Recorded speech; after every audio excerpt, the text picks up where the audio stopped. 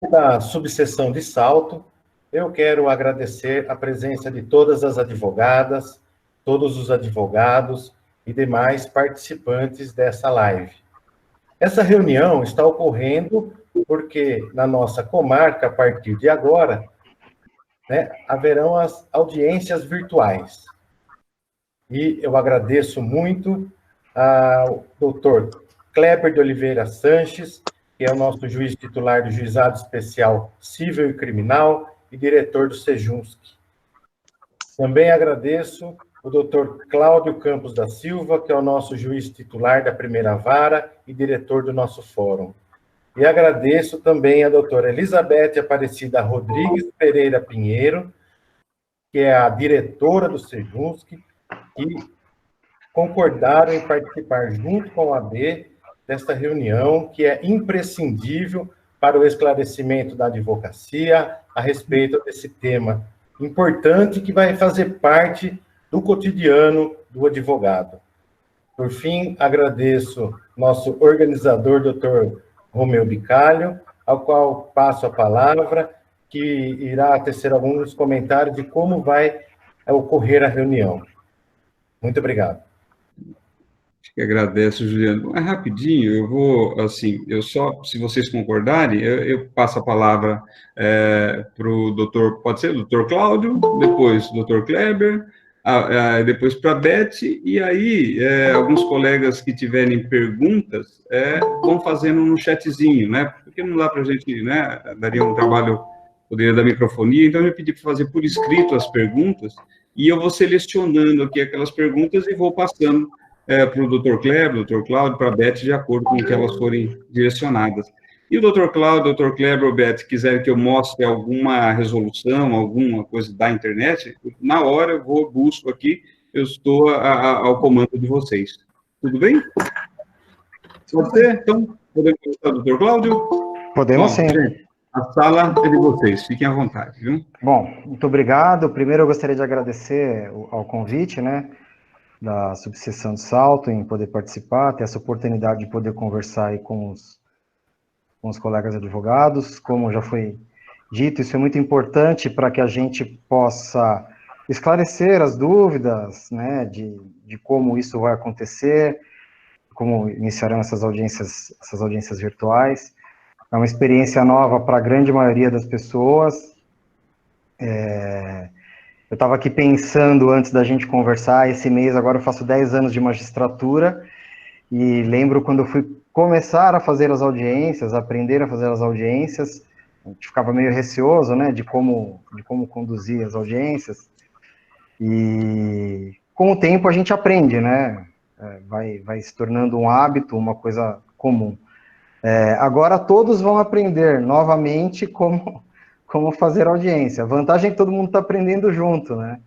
Então, a gente meio que vai recomeçar de uma forma forçada, porque não era uma coisa planejada, mas eu penso que isso também vai ser uma boa oportunidade da gente se adaptar a situações que viriam para a gente num curto espaço de tempo.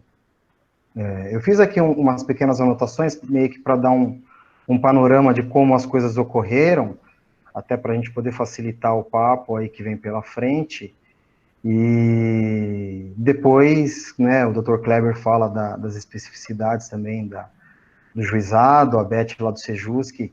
Daqui a Beth foi a única que já fez efetivamente essas audiências, e a gente depois fica à disposição para poder responder ou para poder debater aquilo que acharem melhor. Então, muito obrigado a todos, parabéns pela iniciativa. Então, eu vou fazer esse panorama, né? A gente, com essa questão da pandemia do Covid-19, o TJ começou a adotar medidas aos poucos, né? Não foram medidas que foram tomadas de uma única vez. Elas começaram no dia 16 de março, quando ocorreu a suspensão dos prazos, no dia e também dos atos presenciais. No dia 17 de março, todo mundo, os fóruns fecharam para o público em geral, os atos presenciais foram suspensos e a gente começou a trabalhar num regime de plantão. Ficava um juiz no fórum, os demais juízes nas suas casas, respondendo pelas suas varas, aquele juiz que estava no fórum atendia alguém que tivesse alguma questão presencial para ser resolvida, os demais trabalhavam da sua casa. Na época, a gente podia nomear 2 funcionários para trabalhar conosco, devido a uma limitação do nosso sistema. A nossa rede de trabalho de acesso remoto, ela não permitia o acesso de tantas pessoas. Nós temos em torno de 40 mil funcionários no Tribunal de Justiça de São Paulo, se eu não me engano, 3 mil juízes, 365 desembargadores. Então, para uma rede que tinha sido projetada para aguentar 5 mil acessos, não daria para colocar quase que 45 mil acessos ao mesmo tempo. Então, a gente trabalhou nesse sistema entre o dia 17 de março até o dia 24 de março, e com a adequação do sistema, a partir do dia 25 de março, a gente ficou já trabalhando todos dessa forma 100% remota, né? Isso vai durar pelo menos até o dia 31 desse mês, pelo menos até o dia 31 de maio. Foi a última prorrogação que o Tribunal de Justiça fez para esse trabalho remoto. Os prazos processuais dos processos digitais, que tinham sido suspensos lá no dia 16, voltaram a correr agora no último dia 4, e no dia 5 de maio, né, no dia 4 voltaram a correr os prazos, e no dia 5 de maio foi republicada um comunicado do TJ, da Corregedoria Geral, comunicado número 284 de 2020, com algumas alterações. A primeira publicação dele foi no dia 17 de abril, que já previa a realização de atos de audiências pelo sistema telepresencial, né, pelo sistema remoto, mas agora no dia 5 de maio ele foi publicado com algumas alterações, trazendo alguns esclarecimentos, algumas especificidades de como seria esse rito, né. O sistema escolhido é o Microsoft Teams, né, por causa de questões contratuais, que o TJ tem licença da Microsoft, e a partir de então, a partir do dia 5 de maio, começou a aumentar o número de audiências virtuais, de audiências telepresenciais. Durante todo esse período, é importante a gente ressaltar que a gente não ficou de casa, né, sem trabalhar, muito pelo contrário, os juízes, os funcionários têm trabalhado até, creio eu, mais do que trabalhavam no fórum, por uma série de questões, assim.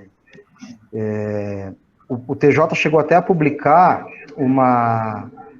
um controle de produtividade no mês de março, depois ele não repetiu no mês de abril, de que nesse período em que iniciou o trabalho remoto, ou seja, a segunda quinzena de março, houve um aumento de produtividade de 15% na média entre juízes e funcionários, né?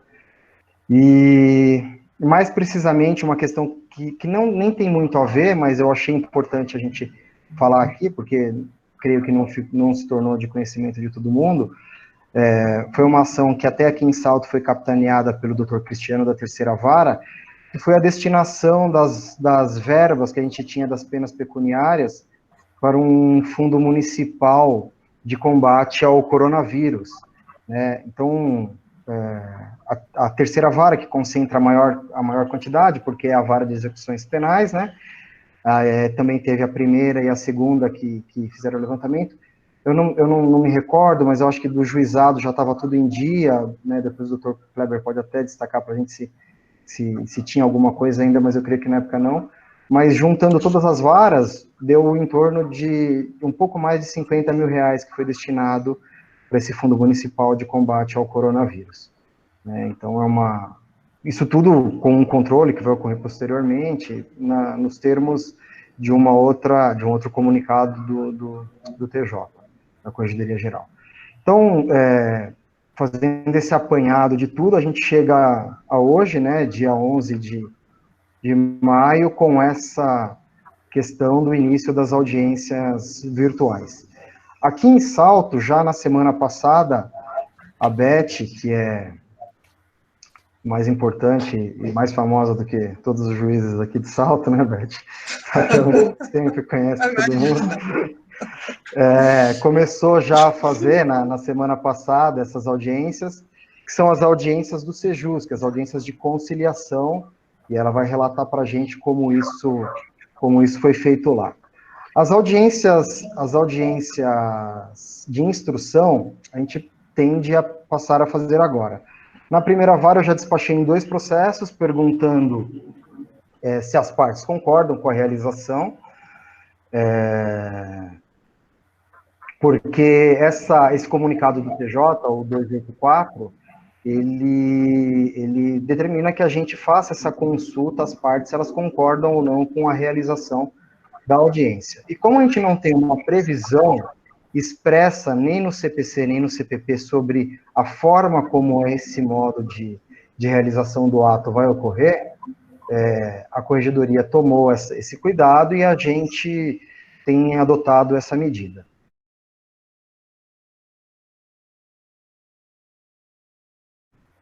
Eu já despachei em 2 processos pedindo que as partes se manifestem, são 2 processos um pouco mais simples, porque são processos em que falta única e exclusivamente o interrogatório do réu, um réu solto e um réu preso, e são processos criminais. O porquê desse cuidado? Eu tenho tentado, pelo menos nesse início,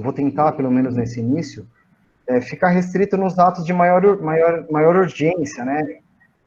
Porque tem uma série de questões, mesmo de adaptação, não só nossa, dos funcionários, mas dos advogados, das partes. A gente tem que ver se a rede suporta, né? Se o sistema suporta.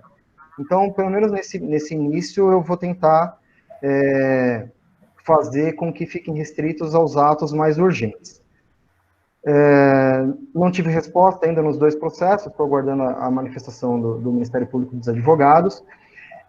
Eu pedi que fosse feito contato com a Guarda Municipal de Salto, com a Polícia Militar de Salto e com a Polícia Civil, para ver se eles teriam como garantir o acesso dos guardas, dos policiais civis e dos policiais militares a essas audiências, nas suas respectivas delegacias, batalhões, etc. A Guarda Municipal respondeu positivamente. Agora, no período da tarde, hoje mesmo, a gente fez um teste com a Guarda Municipal, que funcionou. A Polícia Civil já havia respondido falando que eles têm esse sistema lá na delegacia, eles estão utilizando esse sistema, então não haveria problema de uso, e ainda me falta a resposta da Polícia Militar. A gente está aprendendo a usar o sistema ainda, né? Hoje eu descobri uma forma do controle, de como funciona.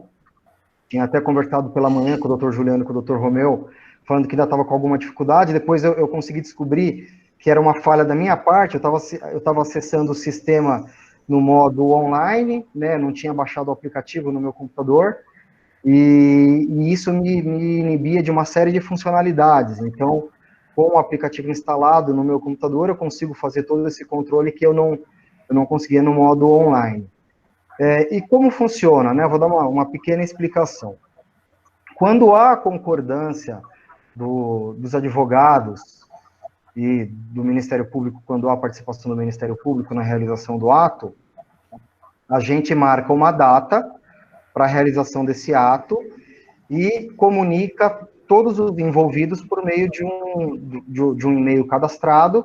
Essas pessoas recebem um link com o acesso para aquele ato designado, e no dia e horário designado, eles clicam nesse link e passam a estar habilitados para o ato. No caso das audiências de réu preso, quem define a data e o horário não é o juiz. A gente tem que enviar um e-mail para a DARAGE, né, que é a administração regional, que fica em Sorocaba. A DARAGE faz o contato com o estabelecimento prisional onde o réu se encontra. O estabelecimento prisional é que vai definir, de acordo com a possibilidade deles, essa data e horário, porque eles têm que colocar todos os presos que estão realizando atos para fazer audiência em todo o estado, né? Apesar dessa concentração de presos ela ser um pouco regionalizada, às vezes tem um preso que está mais distante e tem que atender a demanda o CDP ou o presídio tem que atender a demanda do estado todo. Então, estando envolvido um réu preso, quem vai definir a data é o CDP, data e horário, e nesse caso a gente fica limitado a uma questão temporal, que o ato não pode passar de 1h30, por causa também da quantidade de atos. E o que dificulta um pouco audiências um pouco mais longas, né, a realização de audiências um pouco mais longas, que tenham muitas testemunhas, ou mesmo muitos réus, né, que são esses atos que a gente vai precisar repensar, ou talvez até, se houver necessidade, cindir o ato. Definida a data, recebido o link pelo advogado, pelas partes, se tiver testemunha de defesa, essa testemunha vai poder depor na casa dela, ou vai poder estar presente no escritório do advogado, aí fica a critério do advogado, não tem nenhum impedimento para que isso ocorra. Obviamente, a gente vai ter que tomar o cuidado para que isso seja feito de um modo claro, para que não haja suspeita de uma orientação, esse tipo de coisa que possa ser alegado por qualquer das partes sobre uma eventual nulidade do processo. E caso a pessoa que vá depor na casa dela, ela não tenha um computador com acesso à internet, ou um tablet, coisa do tipo, pode ser inclusive pelo próprio smartphone, né, que hoje em dia a grande maioria das pessoas tem, ela consegue participar dessa audiência, prestar esse depoimento por meio do smartphone, desde que tenha, obviamente, conexão pela internet. Não precisa instalar o sistema no próprio computador, o Microsoft Teams, basta o acesso ao link e optar por não instalar o sistema, a pessoa consegue participar do ato. Então, como que eu tenho tentado estruturar a questão aqui para a primeira vara? Quando a pessoa recebe o convite, o administrador do ato, que pode ser o juiz ou o funcionário designado, ele tem a faculdade de colocar todas as pessoas no lobby. Seria como se fosse a antessala. É como se os colegas chegassem para fazer a audiência e ficassem ali na entrada do fórum, batendo papo, conversando com o Farzo e esperando a realização do ato. A questão é que esse lobby, ele é um lobby, esse hall, né, que o sistema denomina de lobby, ele é virtual. Quando se trata de uma audiência criminal, se o advogado não estiver junto com o réu, né, se não for um réu solto que estiver no escritório do advogado, é garantido ao advogado o acesso a esse cliente, a conversa privada com esse cliente. E aí, como que a gente faz? A gente habilita para a sala de audiência somente o réu e o advogado, permanecendo todas as outras pessoas do lado de fora, aguardando no lobby. O próprio juiz e o funcionário que participam do ato saem dessa sala de audiências e fica somente o advogado conversando com o cliente dele. Quando essa conversa termina, o advogado vai precisar comunicar a gente pelo chat, que é essa mensagem de texto que os colegas estão mandando aí as perguntas. E aí a gente consegue se habilitar para voltar para dentro da sala de audiências, o funcionário e também o juiz, para que a gente dê início ao ato. Isso garante o sigilo da conversa entre o advogado e o seu cliente. Entrando, por exemplo, voltando, né, o juiz, o escrevente, e habilitando o promotor para poder participar do ato, isso pensando numa audiência criminal, a gente passa a gravar a audiência, porque até esse momento a gente não está gravando, a gente passa a gravar essa audiência e habilita a primeira testemunha, já habilitando as testemunhas para prestarem depoimento. Habilita a primeira, ouve a primeira testemunha, tira ela, se puder dispensar, dispensa, ela encerra a conexão. Se não puder dispensar, a gente deixa ela na antessala, habilita outra testemunha, e assim vai até que a gente colha o interrogatório do réu. É possível permitir que o Ministério Público lê a... Então, e aí é possível que as partes apresentem suas alegações finais e que o juiz também sentencie. A única exigência dessa resolução é de que, caso o juiz sentencie na audiência, ele apresente a sentença por meio desse sistema de apresentação que esse sistema que a gente está usando aqui também permite, né? Mostre na tela a sentença. Quem já fez audiência criminal comigo sabe que eu dou preferência por sentenciar no termo e já intimar as partes no ato, da ciência e tudo mais, mas eu acho que no nosso caso agora, de uma audiência virtual, isso vai ficar um pouco mais difícil, porque fica mais complicado da gente dar a ciência para o réu, para ele saber de qual foi o teor da sentença, ele se manifestar sobre recorrer ou não.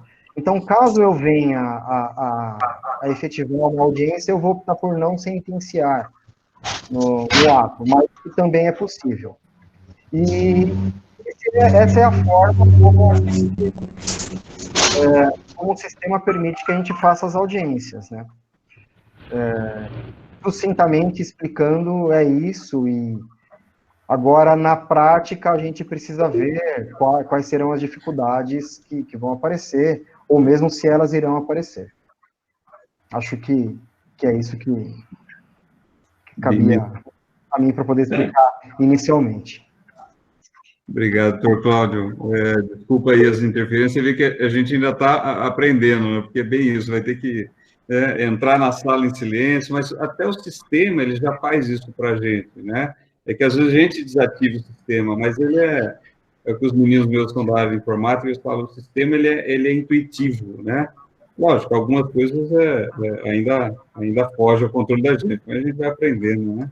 Bom, doutor Kleber, por favor, fique à vontade, a palavra é do senhor. E obrigado mais uma vez pela participação, viu? Eu que agradeço imensamente esse convite para participar da reunião com vocês, né? Em primeiro lugar, gostaria de cumprimentar todos os presentes aqui na reunião, o Dr. Cláudio, que na pessoa do qual eu saúdo todos os demais juízes. Eu acho que só a doutora Beatriz não participa, né? Na parte que tinha convite, acho que teve algum problema, né? Foi presente, ela justificou a presença e deixou um abraço e falou que confia plenamente que o senhor, doutor Kleber e a Beth, vão dar conta do recado. Perfeito, então. Então, cumprimentar o Dr. Cláudio pela grande exposição que ele fez agora, mencionando o histórico do nosso problema que a gente enfrentou esses dias, né? E as soluções que foram encontradas aí até num curto período de tempo.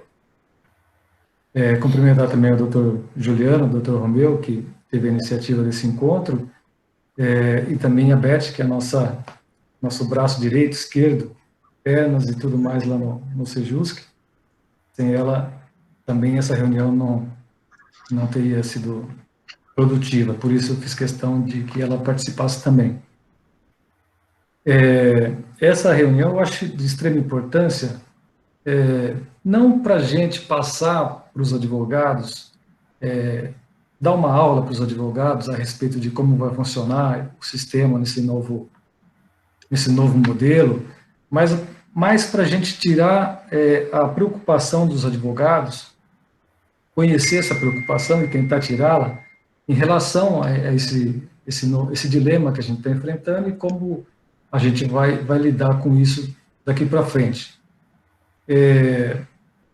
Semana passada, quando a gente tentou fazer, na outra semana, aliás, quando a gente tentou fazer por iniciativa e sugestão da Beth, as primeiras audiências lá no Sejusc, fiquei feliz quando ela falou, designei 2 audiências. E depois veio a notícia, todos os advogados recusaram, ninguém quer fazer. Eu falei, acho que desse jeito não vamos conseguir alcançar o nosso objetivo.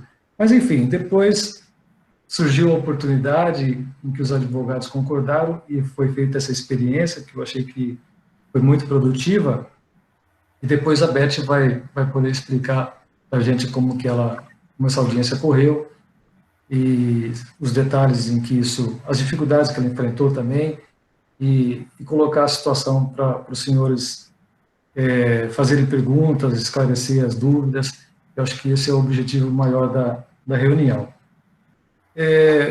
Gostaria de também assegurar, da minha parte, e eu acho que aqui fala também pelo Dr. Cláudio e por todos os demais juízes, que não haverá em nenhuma hipótese prejuízo para advogado e para a parte com esse novo sistema.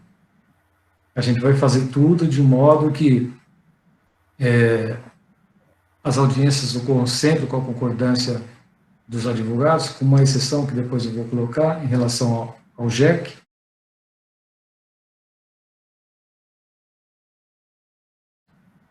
E que nenhum prejuízo haja em razão desse novo modelo de audiências. Sei que os advogados ficam preocupados, talvez seja esse o motivo pelo qual aqueles advogados recusaram fazer audiência. Ninguém quer ser a cobaia, né? Mas essa preocupação a gente vai tentar, durante essa reunião, tirar e mostrar que sempre que o advogado tiver alguma dificuldade, ou as partes, a gente vai encontrar uma solução para que não seja prejudicado. Então, ou seja, isso não vai ser colocado assim a ferro e fogo e imposto de uma forma de cima para baixo, na forma vertical, e o advogado vai ter que se submeter a isso sem ser ouvido, sem dar sua opinião, sem expor o seu problema. Em relação ao SEJUSC, as dificuldades que a gente vai enfrentar, especialmente no pré-processual, eu vou deixar também essa questão para ser tratada com a Beth, que tem mais conhecimento da causa lá e pode explanar melhor a respeito.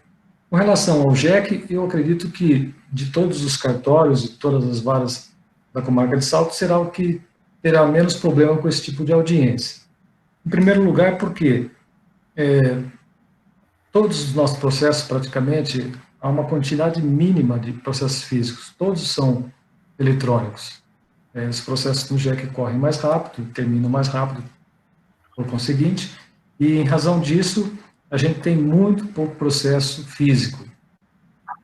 Então, já tem uma dificuldade a menos para lidar em relação às outras varas que têm processos mais antigos, processos físicos, que a gente não sabe muito bem como que vai ficar essa situação.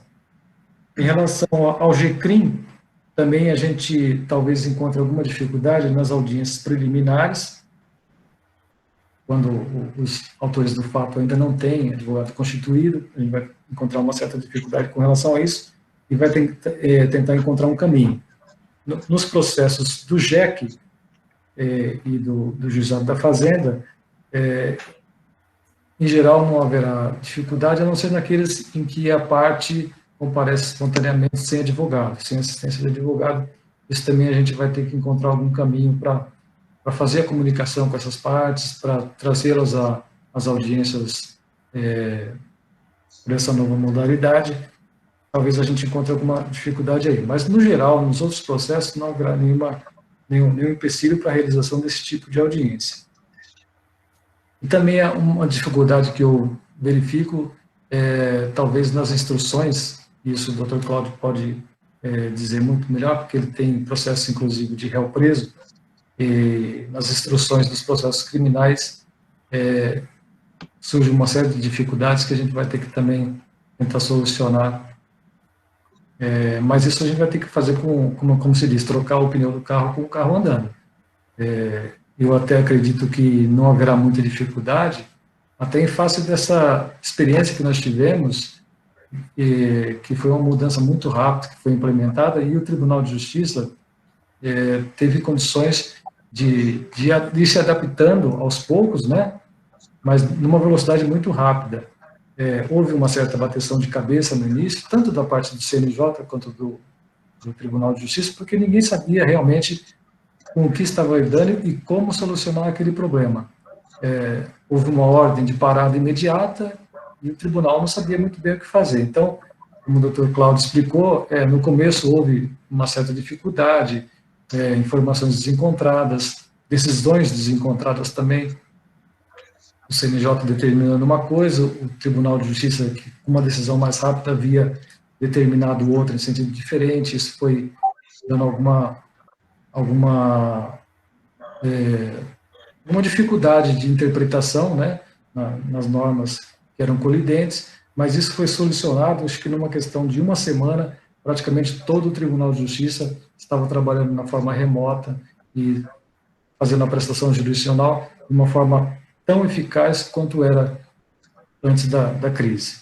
Então, eram essas as palavras que eu ia colocar, e depois a gente está à disposição para algum esclarecimento que se fizer necessário. Obrigado, doutor Kleber, muito obrigado. E depois, se quiser recuperar a palavra, falar da questão especial do JEC, a sala de vocês, tudo bem? Beth, a palavra é sua. Oi. Bom, boa tarde, né, para todos. Eu acho que já é até boa noite, mas é boa tarde ainda. Que também quero agradecer o convite, né, de estar participando dessa live, de poder explicar a experiência que nós tivemos essa semana com a audiência virtual. Imagine vocês que eu já estou há 35 anos no judiciário, já comentei, e comecei na máquina de escrever, e hoje fazer audiência virtual, para mim, é uma coisa super, super nova, mas para mim é muito gratificante também. Falando da experiência que nós tivemos, eu queria dizer assim, o principal para que a gente consiga realizar as audiências virtuais, nós necessitamos do e-mail da parte contrária, no caso, requerido ou reclamado. Isto é essencial, porque é através do e-mail que ele vai receber o link para ter acesso às audiências. Se a parte, às vezes, não tem um e-mail, então, pode ser um número do WhatsApp, porque nós vamos, através do WhatsApp, encaminhar o link para eles, tá? Então, é muito importante que nas iniciais que foram ingressar agora em juízo, fique consignando o e-mail do requerido ou do reclamado, no caso do Sejusc, ou o número de um WhatsApp para contato, tá? Nós realizamos uma audiência de alimentos essa semana, tanto autor como requerido, ambos tinham advogados, e o advogado do autor fez no escritório dele, a parte estava na casa, e o requerido estava no escritório com a advogada. Tivemos problema no início? Sim, era a primeira audiência. Tivemos um problema de conexão, mas isso já é previsto que iria ocorrer e que vão ocorrer em outras audiências. Hoje eu fiz uma audiência novamente do Sejus, que também tive um problema de conexão, mas quando eu iniciar a audiência, eu vou deixar o meu do WhatsApp com o advogado, com a parte que está ali, qualquer coisa, a gente já vai estar dando todo o apoio para reingressar na audiência, tá? Paramos a audiência, não vai trazer prejuízo, depois partimos da onde nós paramos.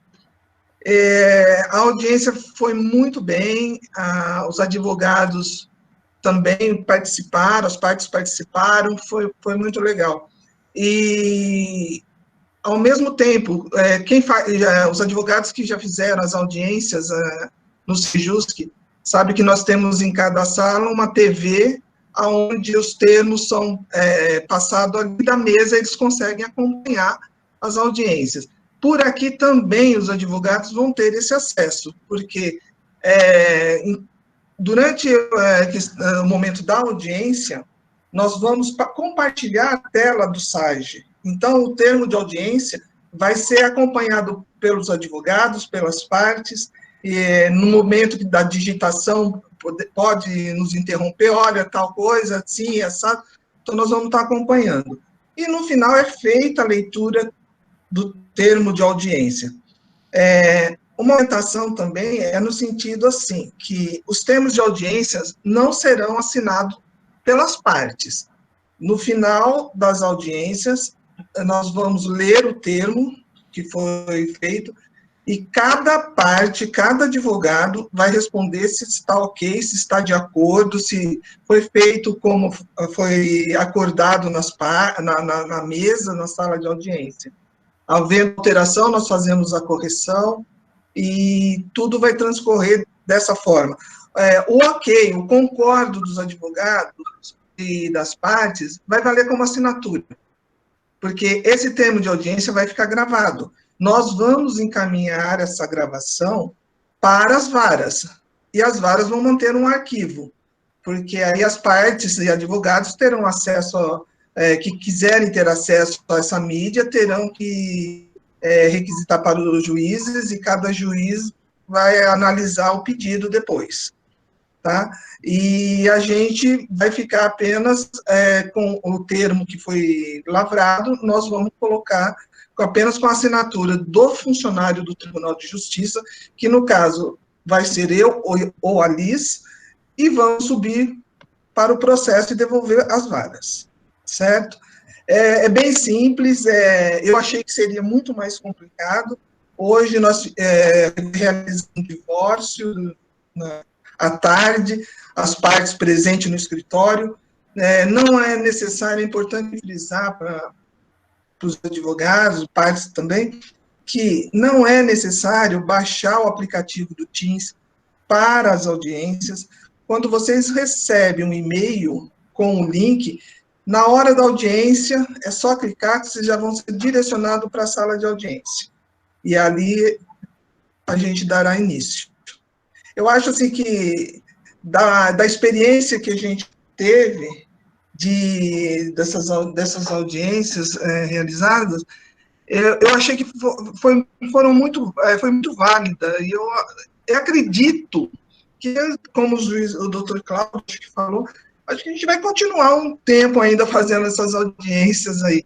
O que a gente pede, assim, sempre a gente tem que ter um bom senso, porque a gente está tentando dar uma quebrada, que eu conversei com o doutor Kleber a respeito disso. Nós temos muitas audiências nas filas de alimentos, de guarda, aguardando a redesignação. E nós conseguirmos fazer estas audiências, o processo vai andar. O que acontece? Esses processos parados, com o que está entrando, mas quando nós voltarmos presencial, como que vai estar o judiciário? Vai ficar travado, não vai andar de jeito nenhum, porque é o velho povo e funcionário, vocês sabem que a quantidade de funcionário que nós temos nos cartórios, no Sejus, é pequeno, então vai travar o judiciário mesmo, não é em salto, vai ser uma coisa geral. Então, a gente podendo já fazer alguma coisa, a gente começa a tornar mais leve, talvez lá na frente, o que ainda pode vir. É a minha opinião sobre isso. É a minha experiência nessas audiências que nós fizemos. Obrigado, Betsy. Obrigado mesmo, mas ainda vou voltar, que tem umas perguntas aqui que está tudo invocando o Betsy para responder. Bom, eu passo a palavra ao nosso presidente, Juliano. Eu não sei se você quer fazer algumas colocações, se tiver alguma pergunta, já quiser colocar para o juiz. Epa, cadê o Juliano? Acho que sem querer ele saiu. Tá vendo? Tudo a gente tá eu acho que ele saiu sem querer, o Juliano, gente. Vamos lá? Então, bom, enquanto o Juliano não volta, eu só para pontuar, doutor Kleber, doutor Cláudio, Beto, ver se está correto. Primeiro, aqui, aproveitando a pergunta da Mariana Santarém. Pode acontecer de uma das partes recusar a audiência virtual na justiça comum? Bom, só para a gente entender, por enquanto, só haverá audiência virtual se os advogados concordarem, é isso mesmo? Doutor Cláudio, por favor, com vontade. Com uma exceção na Lei 9.099, que até o Dr. Kleber pode falar mais a respeito, é a especialidade dele, com essa exceção, só haverá audiência se as partes concordarem.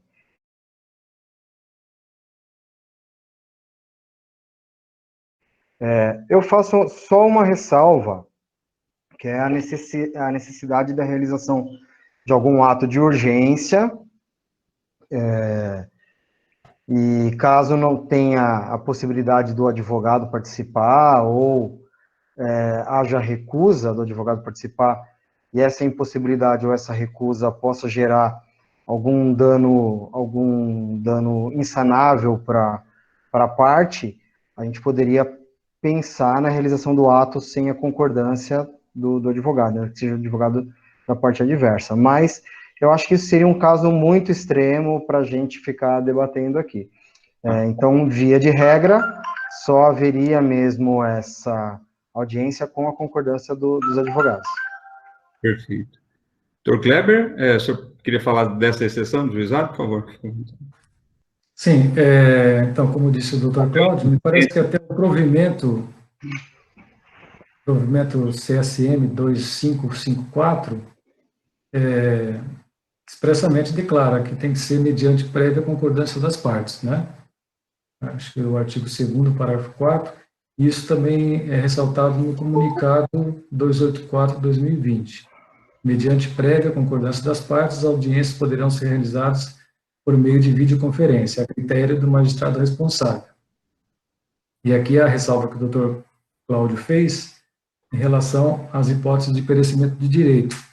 Vamos supor que existe a necessidade de uma realização de uma audiência de justificação e para deferimento ou não de uma medida liminar numa ação de reintegração de posse. O autor e o juízo não vai poder ficar na dependência de o réu aceitar ou não a ação da audiência virtual. Me parece que é nesse sentido que o Dr. Cláudio disse, né? Exatamente. Nos casos urgentes, em que a posição cômoda do réu, né, de recusar essa audiência virtual poderia levar a um prejuízo irreparável ao autor, é claro que o juízo deve decidir em outro sentido. No tocante ao JEC, existe realmente essa inovação que foi trazida pela Lei 13.994, de 24 de abril de 2020, que alterou os artigos 22, parágrafo 1º e 2º e 23 da Lei 9.099, permitindo a tentativa de conciliação não presencial. E aí fica realmente a dificuldade de dar sequência ao processo no caso de as partes precisarem fazer essa tentativa de conciliação não presencial. Pela interpretação inicial que eu fiz da lei, realmente, no caso do JEC, não teria como submeter a audiência à vontade das partes. A audiência virtual, claro. E as consequências seriam as mesmas, tanto da recusa quanto do não comparecimento à audiência presencial. Justiça em relação ao autor e revelia no caso do réu ausente. Mas a gente vai ter que interpretar isso com Grano Salles, porque tem realmente dificuldade, como colocou aí o Dr. Rui Lourenço, né?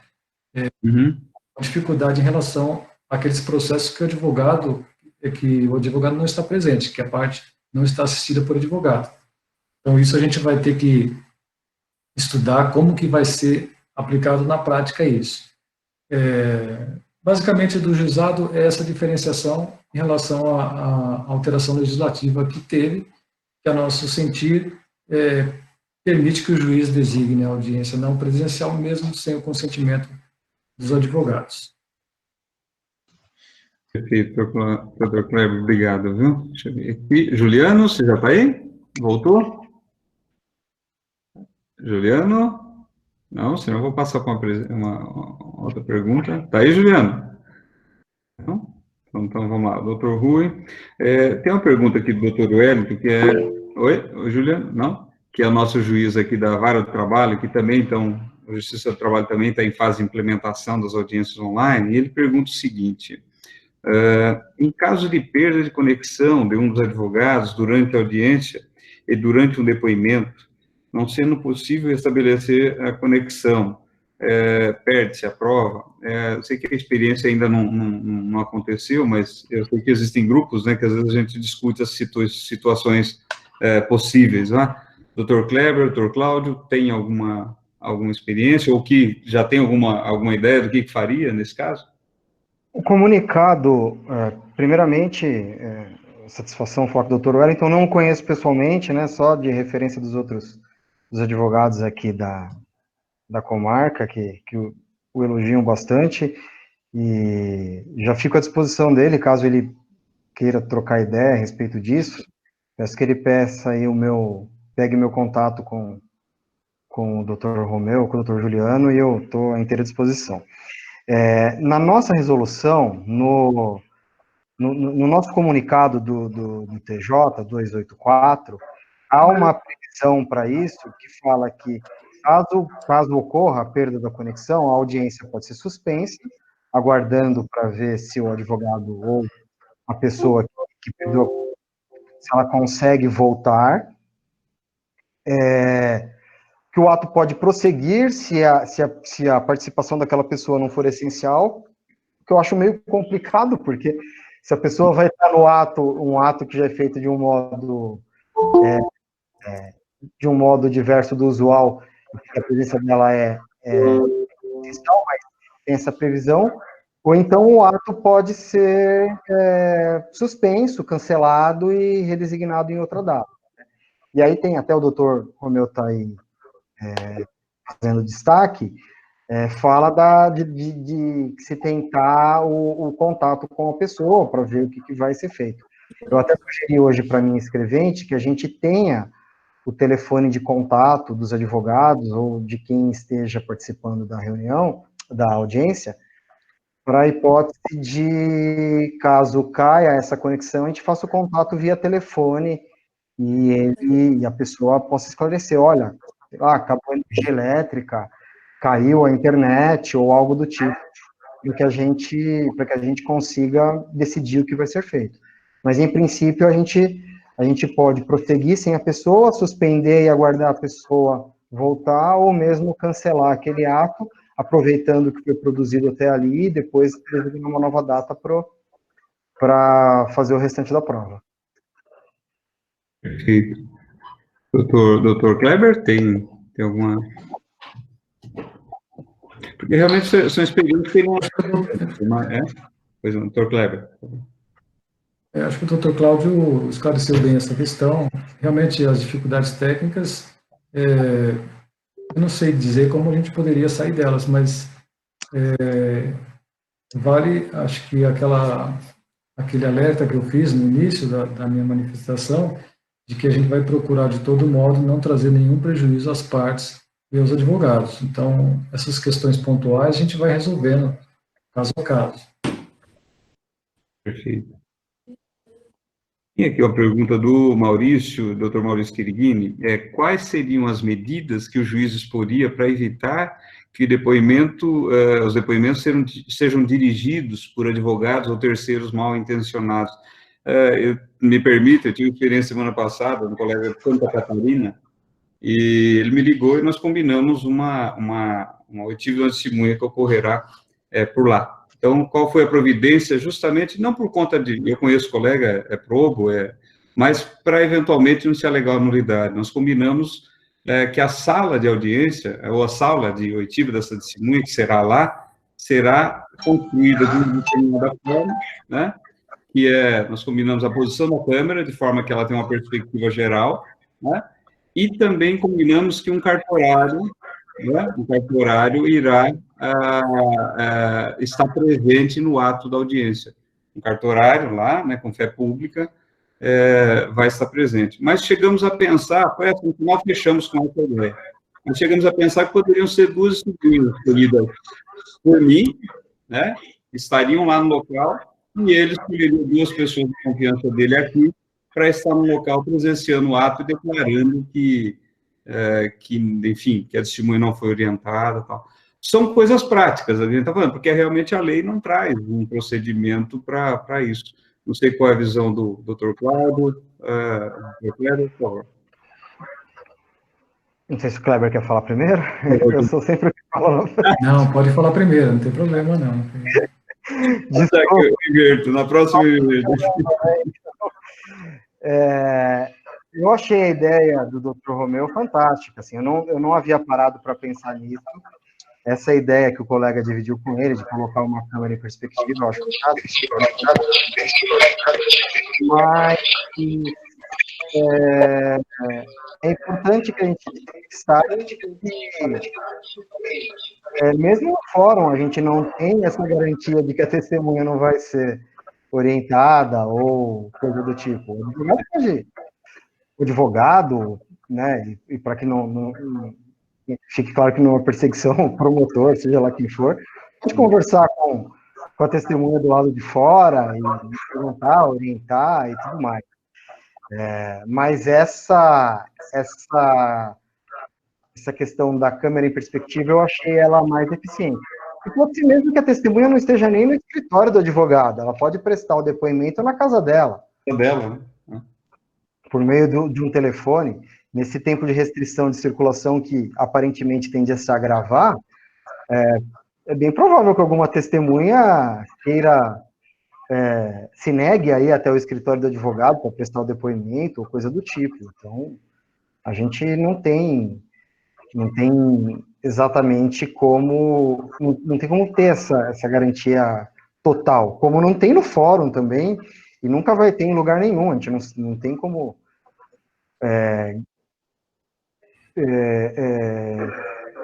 se cercar dessa questão de saber onde a testemunha esteve durante todo o período, se não falou o telefone com o advogado, com a parte, como que é.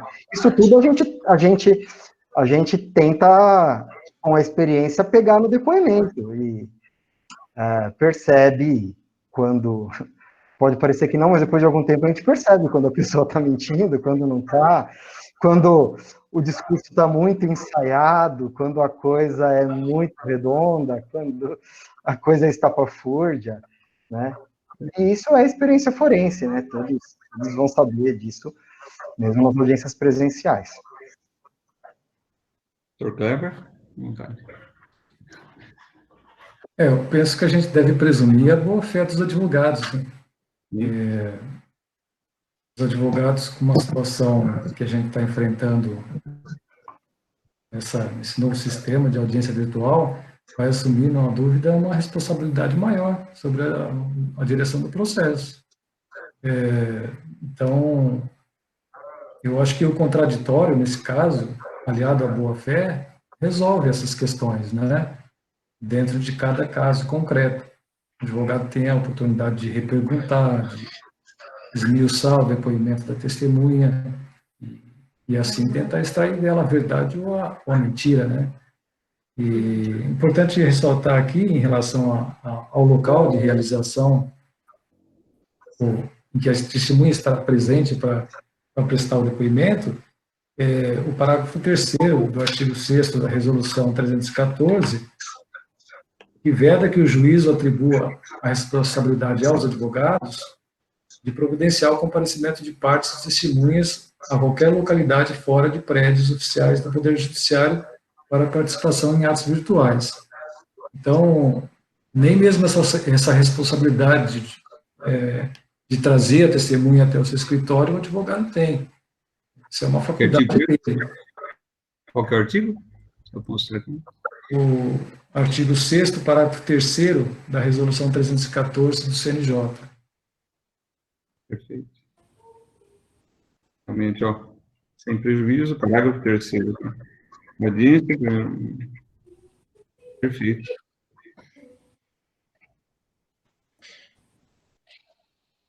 Perfeito. Perdoe. Prontinho. Tá, vamos lá. Juliano, Juliano voltou. Oi. Voltou, conseguiu?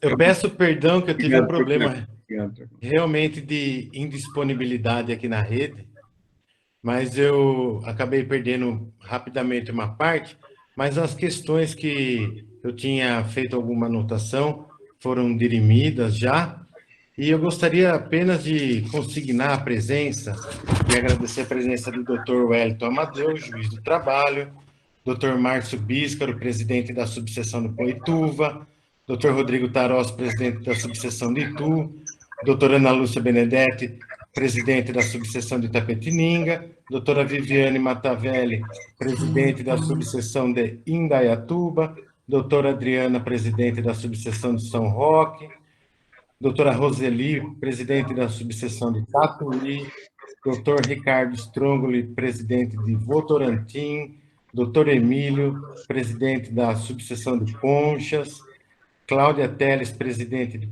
subseção de Porto Feliz, Marcelo, presidente de Laranjal. Então, assim, eu estou notando que nós estamos com aproximadamente sempre 200 pessoas, né? Doutora Carol, presidente de Alumínio, também está presente, e eu realmente estou bem satisfeito, e mais uma vez agradeço a presença de todos. Juliano, obrigado, viu? Tem uma pergunta aqui que eu vou passar para a Beth, que é meio recorrente aqui. As audiências ficarão gravadas? Se sim, onde ficarão arquivadas? Os advogados, como fazem para ter acesso a isso aí? Acho que você falou até um pouquinho, se você puder falar para a gente. As audiências, elas são gravadas no OneDrive e nós vamos remeter para as varas, para as respectivas varas. E os diretores de cada vara vão manter um arquivo, porque caso o advogado ou a parte queiram ter acesso a essa mídia, somente com requisição perante o juiz, eles que vai apreciar o pedido. Então, vai ficar arquivado nas varas. Perfeito. Doutor Romeu, Oi, fala. Eu gostaria só de falar a respeito da pergunta anterior que foi feita, sobre as salas, né, de ficar pessoas na sala. Perfeito. No âmbito do Sejusc, tá? Existe o princípio da confidencialidade previsto na Resolução 125 de 2010, tá? Então, é necessário que realmente que as partes estejam somente elas na sala com os seus advogados, entendeu? Então, é importante que o advogado oriente o cliente, mesmo que ele vá fazer lá da casa dele, que ele esteja só e não acompanhado de mais pessoas, mesmo porque há uma grande possibilidade de, na hora dele estar ali na audiência, se tiver alguém do lado, querer interromper, também dar suas opiniões ali. Então, existe o princípio da confidencialidade. Então, é bem necessário que os advogados orientem os clientes: olha, se você não for fazer no meu escritório, vai fazer na sua casa, você tem que estar sozinho na sala. Isso a gente fala no início da audiência, né? A gente já dá um toque antes, mas é bom sempre que o advogado dê esse alô para os seus clientes. Até para não gerar nulidade do ato, né? Porque se ocorrer eventualmente... Não pode, exato. Eu sei que a gente está falando num momento de excepcionalidade, mas já está começando a adentrar, e se isso prosseguir, né? No caso do juizado especial, né, doutor Kleber, já está na lei, né? Quer dizer, nós saímos de algo que foi construído, vamos dizer assim, para esse período de pandemia, para algo que parece que veio para ficar, pelo menos no âmbito do juizado. Não sei se acontecerá no regime geral do CPC, né?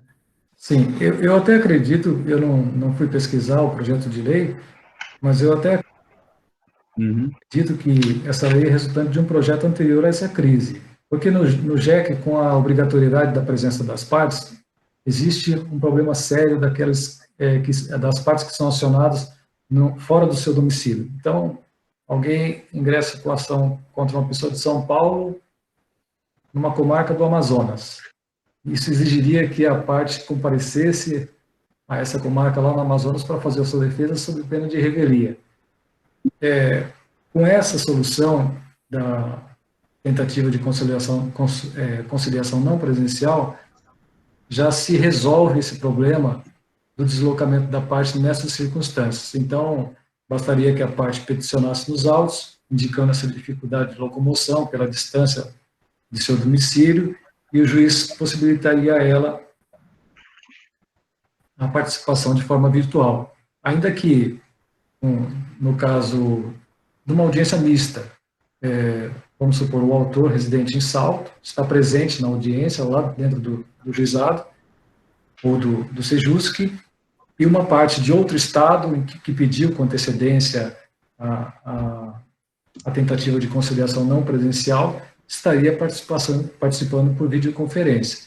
Então, eu acredito que isso realmente trouxe benefício não só para esse momento atual, mas também para o futuro, né? Posso comentar uma coisinha sobre a lei? Opa, doutor Kleber, perdão. Uma homenagem, o Dr. Kleber mencionou que seria anterior. Esse projeto de lei foi apresentado pelo deputado Luiz Flávio Gomes, que também era conhecido como professor Luiz Flávio Gomes, que faleceu o mês passado. E eu trabalhei com o deputado, na verdade, na época era o professor Luiz Flávio Gomes, durante 3 anos, no período que eu estudei para o concurso, e quando ele se elegeu deputado, ele, como tinha sido juiz, né, foi juiz, foi promotor, foi delegado, ele, em conversas com as pessoas do ramo, do meio, ele pediu ideias de coisas, de problemas que estivessem afetando o dia a dia da atividade forense. E esse foi um dos projetos que ele apresentou, foi aprovado já posteriormente à morte dele, né? Mas a ideia inicial foi apresentada por ele. Não sei, creio que não foi ele que redigiu, porque a especialidade dele era na área penal e processual penal, mas o projeto original era dele, e eles já estão afastados desde o ano passado, então o projeto era bem anterior à pandemia.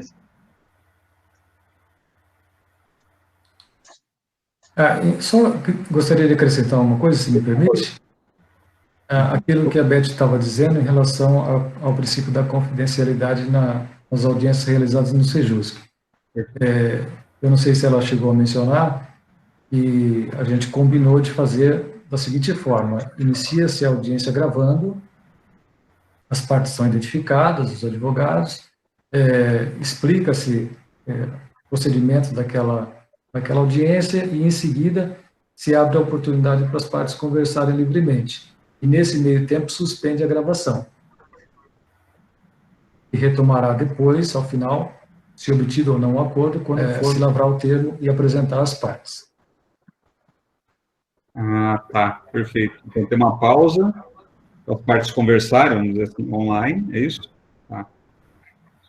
E, doutor Kleber, o senhor já pretende usar essa alteração da lei, no sentido de obrigar, nesse caso, né, tornar obrigatório, o senhor já pretende usar já, ou o senhor acha que há uma margem aí para aguardar um tempo até que a gente tome tempo, né, conhecimento realmente dessas novas tecnologias, ou não? Já temos um prazo perto para, no âmbito do JEC, já ser utilizado a audiência obrigatória online, se for o caso?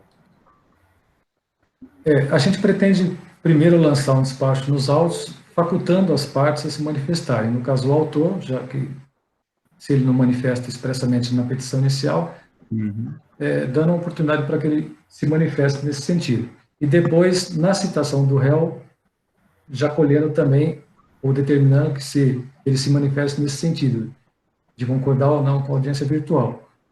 Agora, tem essas peculiaridades do juizado que eu mencionei, em relação àquelas partes que não estão assistidas por advogado, nas causas atendentes de salários mínimos. Isso a gente vai ter que estudar caso a caso, a consequência da recusa do comparecimento dessas partes. Isso está muito cru ainda, a gente vai ter que analisar mesmo caso a caso. Eu deixo aqui uma pergunta, Beto, para você, pessoalmente, que é assim, o que os advogados e advogadas podem fazer para facilitar os trabalhos dos cartórios, né, na comunicação dos atos processuais, nessa perspectiva de pandemia, né, desse momento que enfim, é delicado, e para otimizar os trabalhos dentro daquilo que é possível fazer, lógico, sem prejudicar o cliente, sem prejudicar os princípios mais sagrados aí que a gente construiu ao longo dos anos. Aí. O que como advogados, nós podemos fazer para ajudar? Doutor Romeu, eu acho que o fato de nós já conseguirmos fazer com que essas audiências se realizem, tendo um bom caminho, eu acho que já vai ajudar bastante, né?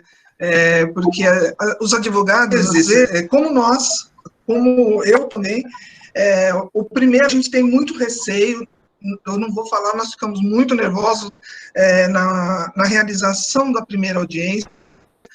Eu quero, assim, passar essa tranquilidade para os advogados, porque problema nós vamos ter com relação à conexão, de cair, e nós vamos se acertando, e o que a gente precisa do apoio do advogado é nesse sentido, da gente conseguir fazer as audiências, sabe? Que às vezes pode ter algum receio, eu acho que eu estou aberta para qualquer diálogo, para conversar antes, depois, inclusive, passar uma pergunta aqui, perguntando se pode conversar com a parte durante a audiência no Sejusc. Eu achei interessante essa pergunta, vai poder sim, porque a ferramenta ela dá essa oportunidade. A gente coloca em modo espera, a parte conversa tranquilamente com o seu cliente, se vai conseguir fazer um acordo ou não. Então, eu acho que só o fato dos advogados já estarem dispostos a participar, isso já é uma grande ajuda, e para nós do Sejusc, para os cartórios, eu acho que para todo o judiciário. Amém. Eu estou aqui, olha, esse negócio virtual é um negócio tão esquisito que eu juro para vocês que eu tinha pensado que tinha passado 2 horas. Perdoe, doutor Cláudio e doutor Kleber, viu? Passou 1 hora só. Então, vocês me desculpem, aqui tem outras perguntas aqui. Aí eu falei aqui, alguém me apontou, nossa, 2 horas de debate e passou o tempo que ninguém viu. Não, passou 1 hora. Tem uma pergunta aqui, que é da Laís Silveira. Como ficará a questão do artigo 456 do CPC com relação à testemunha? Eu acho que o pessoal, a mais preocupação nossa maior é em relação à instrução do processo, né? Como que você vai fazer em relação à testemunha? Eu não sei o que o doutor Cláudio e o doutor Kleber acham, mas acho que só a casuística, o caso concreto é que vai ajudar a resolver, não? 456? Vamos lá, vamos pegar ele aqui.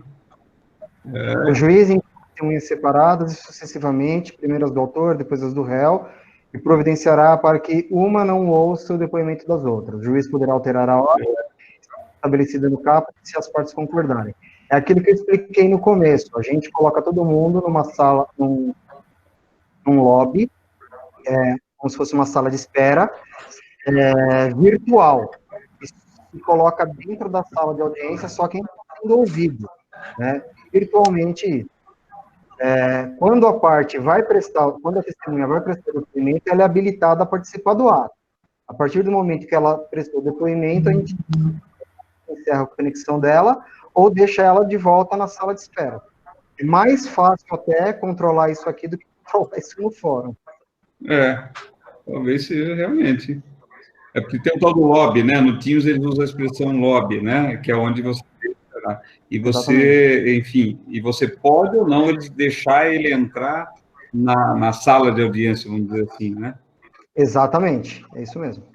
Tá, deixa eu ver aqui. Eu posso aproveitar, eu vi uma pergunta, eu dei uma lida aqui. Aliás, doutor Kleber também, Beth, se viram algumas perguntas, me ajudem aí, porque vocês selecionam... Perguntaram como vai ser a identificação da testemunha. O comunicado fala disso. A testemunha, assim que vai, antes de iniciar o depoimento, ela tem que mostrar o documento para a câmera, como se ela pegasse aqui um documento e mostrasse assim na câmera, né? Ó, aqui tá, sou tal pessoa, e fica registrado ali o documento da pessoa. Eu só não vou lembrar qual é no comunicado do TJ, só não vou lembrar qual é o artigo. E aí teve uma outra colega que perguntou se as testemunhas estiverem no escritório do advogado, como vai fazer, se podem usar máscara. Eu acho que o ideal seria que não estivesse para não correr o risco de acumular pessoas no mesmo ambiente, mas se elas estiverem, penso que não há problema de usar máscara, desde que a gente consiga fazer a identificação da pessoa antes dela começar a falar. Porque não pode entrar uma pessoa totalmente mascarada, a gente não sabe se é a pessoa que está prestando depoimento ou não, a testemunha em si, né, que foi intimada para prestar depoimento. Agora, se a gente conseguir fazer a identificação dessa pessoa, seja ela tirando a máscara, ou seja de alguma outra forma, depois ela prestar o depoimento com a máscara, pelo menos da minha parte, eu não vejo problema. E, por fim, eu vi uma outra pergunta que não tem a ver com as audiências, mas tem a ver com os despachos, como fazer para despachar. Tem que enviar um e-mail para o e-mail do cartório, cada cartório tem o seu e-mail, isso está no site do TJ, falando que deseja marcar uma conversa com o juiz, dando o número do processo. Eu tenho orientado que a pessoa peticione no processo, já falando isso, colocando o e-mail dela, pelo qual ela prefere ser contactada, porque aí a gente encaminha o link dessa conversa, se entender que é necessário, se for mesmo fazer esse despacho. Perfeito. Já teve oportunidade, doutor Cláudio? Houve aqui no meu caso 2 pedidos, mas eu nem precisei fazer os despachos, porque os advogados não gostaram muito de um modo que eu adotei lá na primeira vara, e aqui eu vou aproveitar que estou falando com todos em público, que foi adotado único exclusivamente para a gente otimizar o trabalho, que é o seguinte: quando os advogados já peticionam e eu vejo na petição que eles têm razão no que eles estão pedindo, eu já abro mão de receber, já defiro o pedido deles de cara. E nesses 2 casos, foi feito dessa forma. Um deles, inclusive, foi um processo de recuperação judicial da rodovias do Tietê, que é um processo gigantesco aqui que tem na primeira vara. Processo em andamento, 18 mil credores e correndo prazo para a gente fazer assembleia de credores e tudo mais. Houve um pedido de um dos advogados para suspensão de prazo, que eu acabei nem precisando despachar com o advogado, porque eles precisam fazer a assembleia de debenturistas, a CVM, a Comissão de Valores Imobiliários, não tem dado resposta sobre a realização desse ato virtual. Falei que não tem o mínimo cabimento colocar essas pessoas num mesmo ambiente, então acabei suspendendo esses prazos. Não houve agravo, pelo menos por enquanto. Mas caso haja necessidade, a gente faz esse despacho dessa mesma forma que está fazendo aqui. Doutor Cláudio, uma pergunta aqui. Perdão? Poderia complementar apenas o que o doutor Cláudio falou? Eu acho que tem até uma questão da doutora Graziella nesse sentido. A gente está trabalhando normalmente. Então, aquele contato que era feito no fórum, divulgado procurando o juiz lá no gabinete, pode ser feito dessa forma que o doutor Cláudio mencionou. Manda um e-mail, uma mensagem no e-mail do cartório, e o cartório comunica a gente para marcar um horário, né, e fazer a videoconferência. Passa um link para o advogado, respondendo aquele e-mail, e a gente atende normalmente, como se estivesse no fórum. Se o advogado não quiser pessoalmente falar, através de videoconferência, basta, se ele quiser apenas chamar a atenção para uma urgência, algum detalhe específico do caso que a gente tem que analisar com um pouco mais de cuidado, basta mandar um e-mail também no e-mail do cartório que ele repassa para a gente e a gente analisa.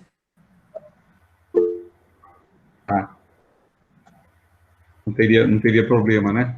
Eu acho que é importante saber isso, né? Que o diálogo está aberto, enfim, sempre esteve aberto, mas agora até pelo modo virtual, para facilitar ainda mais. Tem uma pergunta aqui, doutor Kleber, quando somos nomeados para fazer audiência de réu preso, como será possível conversar com o réu antes da audiência para orientá-lo dos seus direitos? Da doutora Marilena Matius. Doutor, acho que tanto o doutor Cláudio, o doutor Kleber tem essa... Eu acho que vou deixar o doutor Cláudio responder essa, porque no Ecrim a gente não tem réu preso, então... Quando eu fiz aquela apresentação inicial, eu expliquei. A gente coloca, quando inicia o ato, todo mundo, pelo menos é essa a forma como eu vou adotar na primeira vara, todo mundo vai ficar do lado de fora da sala virtual, todo mundo no lobby. Eu vou habilitar só a conversa, só o advogado e o cliente na sala de audiências, desabilito a minha presença, desabilito a presença do escrevente de sala, e fica conversando sem gravação, advogado e cliente. Quando termina a conversa, o advogado comunica por meio do chat, né, que é essa conversa de texto aqui, conversa encerrada, eu volto a me habilitar, volto a habilitar o escrevente de sala, habilito o promotor de justiça, e daí passamos a gravar a audiência já ouvindo as testemunhas. Tá. Quer dizer, vamos dizer assim, mas eu estou tentando imaginar que o réu está lá no fórum. O réu está no CDP. Lá no CDE, lá. A pergunta, advogado, para ter contato com ele, ou vai ter que ir lá, presencialmente, eu sou advogado, vou ter que ir lá conversar com ele, ou então o centro de detenção vai ter que achar um local, enfim, aparelhar, instrumentalizar o local, para a gente fazer um contato com ele virtual. Eu acho que esse contato dessa forma não está sendo nem permitido. Isso. Eu não posso afirmar, mas eu creio que o CDP nem está permitindo esse acesso presencial dos advogados. E todo e qualquer contato via internet é feito daquela forma que eu falei. A gente tem que mandar para o Darage, o Darage entra em contato com o CDP é que marca a hora, e ele nos avisa. Então, a gente não vai conseguir, muito provavelmente, viabilizar todos os contatos antes do dia da audiência. Então, seria somente mesmo esse contato no dia da audiência, antes do ato começar. Vamos ver o que vem por aí. Não dá para prever tudo, né? O que são... Não. Bom, doutor Juliano? Não, eu estava verificando, para perguntar para o doutor Cláudio, uma situação da infância e juventude na audiência de instrução, de apresentação, né, para apuração de ato infracional, se o menor tem necessidade de estar no mesmo dispositivo remoto com o representante legal dele, o pai ou a mãe, enfim. A mãe pode estar no trabalho, participando pelo celular, e o filho em casa, numa situação assim. Bom, vou responder pensando na lógica da questão, né? Eu não sou juiz da infância, já tem bastante tempo, estou longe do contato com isso, mas eu imagino que, primeiro, esse de todos é o procedimento com maior urgência, é o único procedimento previsto na nossa legislação que tem um prazo fixo para ocorrer. Tem que terminar em 45 dias quando o menor está custodiado, quando o adolescente está custodiado. E daí a urgência dele, no nosso caso a doutora Beatriz é quem está com o maior problema em relação a isso. Eu penso que é dispensável a presença da mãe no mesmo ambiente, até mesmo porque a Fundação Casa não deve estar nem permitindo o acesso irrestrito dessas pessoas às unidades da Fundação. Não tenho certeza, não sei como que funciona, como está funcionando a questão das visitas.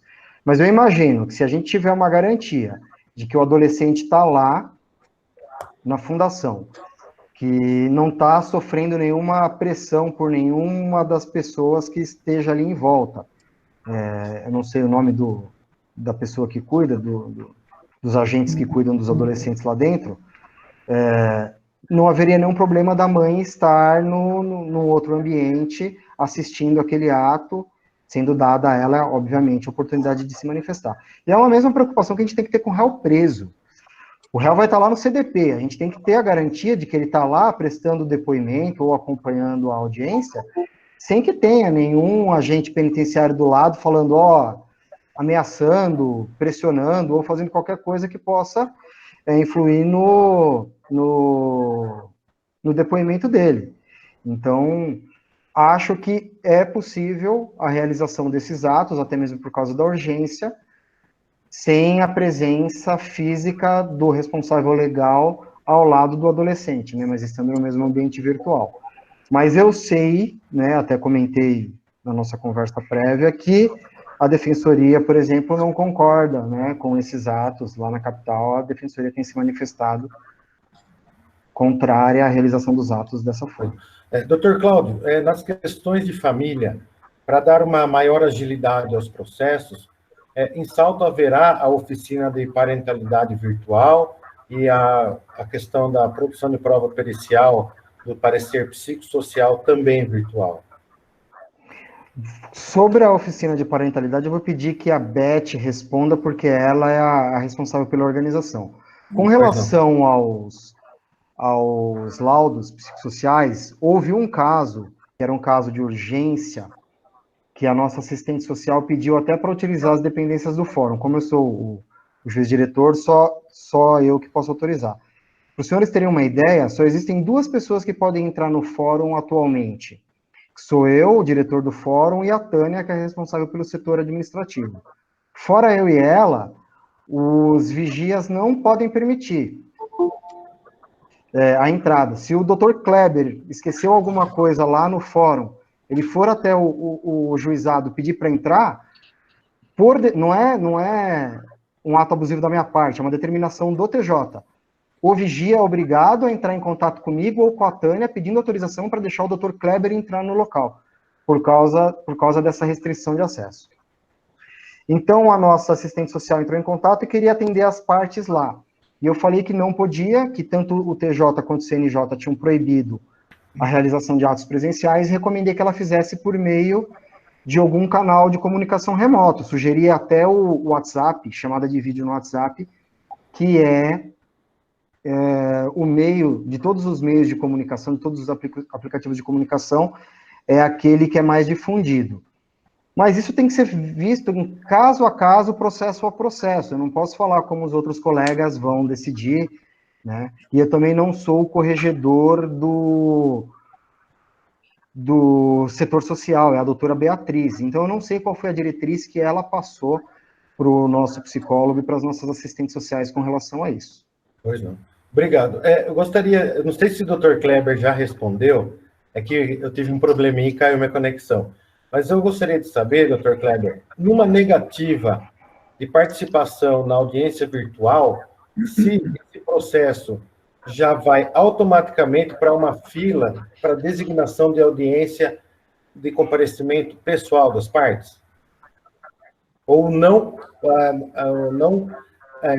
concordância na participação, esse processo vai para a instrução?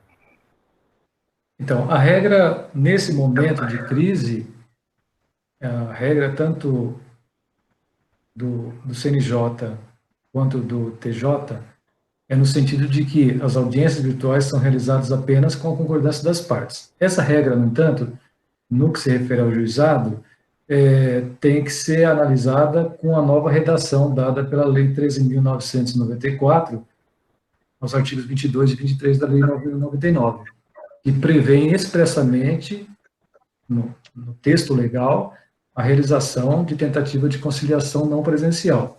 Então, fica a critério do magistrado designar audiência presencial ou virtual, ou aquela situação que eu coloquei da audiência mista, com o autor presente na audiência, na sala de audiência, isso depois que passar a crise, evidentemente, e o réu, que seja de fora da comarca, participando por videoconferência. As consequências da ausência das partes, tanto do autor quanto do réu, nas audiências virtuais, especificamente no que se refere ao JEC, são as mesmas da audiência presencial, ou seja, a extinção do processo pela ausência do autor ou a revelia no caso do réu. Muito obrigado. Tá. Aproveitando esse gancho, Dr. Kleber, no caso do juizado, imagine, por conta de toda essa pandemia, o colega advogado à parte não possa comparecer, não possa realizar audiência online.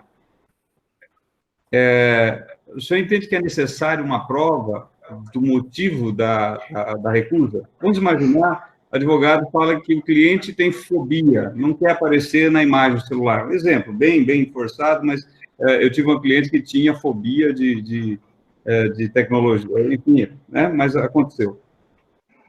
Vai ser exigido do advogado uma prova substancial, no caso, principalmente no caso do juizado especial, que agora seria obrigatório, ou nesse primeiro momento fica valendo a palavra, vamos lá dizer, do colega advogado?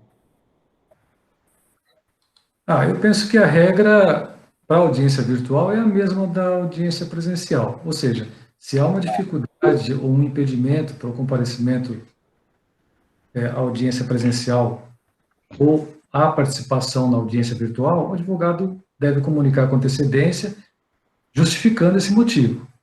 Aí a questão da prova é caso a caso mesmo, depende da circunstância que surgir no caso concreto. Vamos supor, o advogado vem dizendo, ó, a parte mora numa zona rural que não tem acesso à internet. Então, está justificada a ausência ou a não participação na audiência virtual. Algo nesse sentido. Me parece que a dificuldade maior será em relação aos requeridos e principalmente naquelas causas até 20 salários mínimos em que a assistência do advogado é desnecessária. Em relação ao autor, quando ele faz o pedido, e isso é possível fazer até por e-mail agora, como não tem o comparecimento possível no balcão para fazer a atermação, é possível fazer isso por e-mail. O tribunal permitiu isso. Vai se colher a manifestação do autor, seja através do seu advogado, na petição inicial, ou numa emenda que seja determinada, ou da própria parte, quando ela estiver fazendo o pedido diretamente, a manifestação sobre a audiência ou sobre a concordância na participação da audiência virtual. E eu acho que parece que da parte do autor sempre haverá interesse, porque o autor tem, via de regra, um interesse maior no andamento do processo, é ele que conduz o andamento do processo. Em relação aos requeridos, principalmente nessa situação de partes sem advogado, até 20 salários mínimos, a gente vai ter que analisar mesmo caso a caso. Mas a gente está aprendendo assim como os senhores. Imagino. Mas, em princípio, então, o advogado peticiona, informa a causa, e, em princípio, vamos dizer assim, será dado aquilo que ele está peticionando, vamos colocar como princípio de... Sim, basta o advogado comunicar aquele impedimento, né? E a gente vai ou designar uma outra oportunidade ou acolher aquele pedido e aguardar que se retorne à normalidade para se fazer a audiência presencial. Perfeito. Acho que quanto a isso não há dificuldade, não. Tá, ok. Amém. Tem uma pergunta aqui da Mariana Santarém, a Justiça, para mim aqui, a Justiça do Trabalho. Então, a Justiça do Trabalho, o TRT de São Paulo emitiu umas resoluções, o TRT aqui de Campinas outra. São Paulo está usando uma plataforma que é o Webex, aqui Campinas é o Meet, mas nós vamos fazer um encontro também com os colegas juízes aqui da região, assim que sair uma definição um pouco mais lapidada, a gente vai marcar talvez semana que vem, né, Juliana? Vou marcar também um encontro com os juízes trabalhistas, Mariana, pode deixar, tá bom? Por enquanto, na Justiça do Trabalho está facultado, né? É facultativo aos juízes também realizar ou não audiências virtuais, né? Mas eu imagino. Mais alguma pergunta, Juliana? Eu estou apto a participar da próxima audiência virtual, viu, Romero? Verdade. Doutor Cláudio, doutor Kleber, Beto, pode pautar aí, viu? Deixa ele na frente, viu? Pode, não tem problema, não. Eu acho que... Vai ser a próxima do Juliano. Isso. O presidente vai na frente, é para levar, é bem isso. Deixa eu ver. Olha, gente, eu tenho aqui, eu acho que eu selecionei as perguntas, eu espero que tenha respondido de uma forma geral a maioria das dúvidas dos colegas. Se algum Beto, doutor Cláudio, doutor Kleber, viram alguma pergunta, tiverem mais alguma colocação para fazer. Juliano, se tem mais alguma pergunta? Não? Muito obrigado. Então, posso passar por...